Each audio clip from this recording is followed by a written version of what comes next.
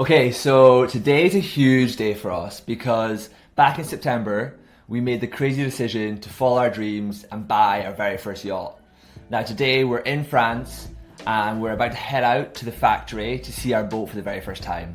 Yep, so just to bring you back on the journey, about 18 months ago, we decided we were definitely going to buy a yacht.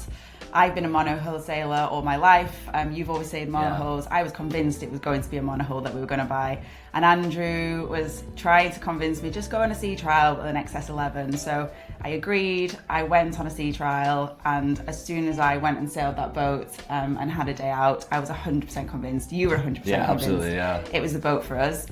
So then we decided that that's the way we're going to go. I sent you out to Cannes just to kind of reconfirm that and finalise things and spec a boat, and that's what you did. Yeah, and I made my first video in Cannes specking that boat.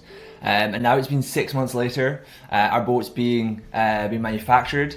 We've been invited out to the factory for an exclusive behind the scenes tour. We're going to meet the team who's building our boat, and we're going to get to see our yacht for the very first time, which is super exciting. It's been about 6 months. Our boat is heading towards the end of the production line. But yeah, it's time to go. So let's head off to the factory. We're going to see the boat.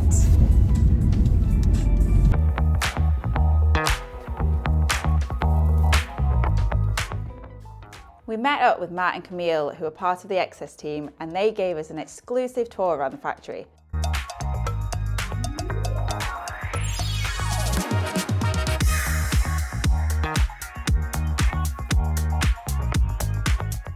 Our tour started in the moulding room, where we got to see the huge moulds that they use to create the hulls. And you can see that the hull is a light grey colour.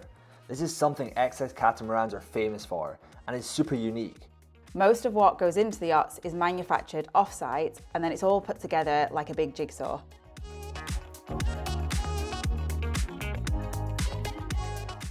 Okay, so now we're getting to an almost finished product. The main structure has been put together, ready for the electrics to go in. We spent the whole tour trying to spot our boat. We couldn't wait to see her, but we didn't know at what stage of production she was at.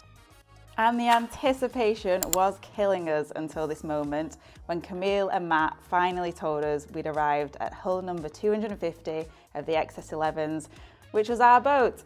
She was floating in a swimming pool so the team could test her engines and probably check that she didn't sink.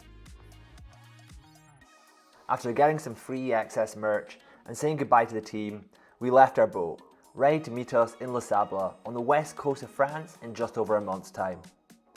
And that's where we're heading off to next, where we're planning to check out the marina where our cat will be launched, about 45 minutes from the Excess factory. But this is where our trip got a little chaotic. We arrived at marina and whoa, it was absolutely crazy. It felt like a World Cup final.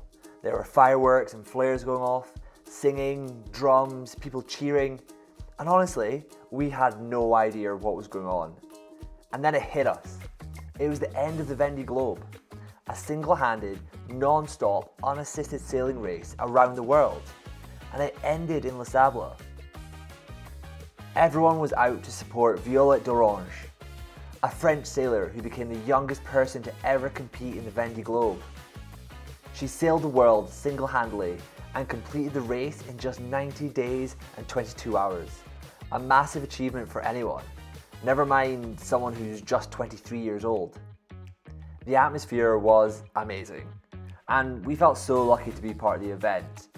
But once the crowds died down, we headed off to spot other Excess Catamarans and started making plans for our move to Les Sables at the end of March. So after a couple of really exciting days in France, we're back in Scotland, and the countdown to our official delivery date is now on. And we have so much to organise between now and then, including naming her, which is so difficult. So if you have any suggestions, please, we would welcome anything. So put a comment below with what you think we should name her. We've also got a lot of planning to do, so we're going to be taking her from the west coast of France in the Bay of Biscay all the way down to Gibraltar. So we've got a big planning route to think about. Yeah, we do. It's a 10-day and night straight sail from Les Sables to Gibraltar, through the Bay of Biscay into Orca Alley before you get round in the safety of the Med. We're hoping we don't encounter orcas, but you'll have to subscribe and follow the channel to see if we do or not. But that's it for this video, and we'll see you in the next one.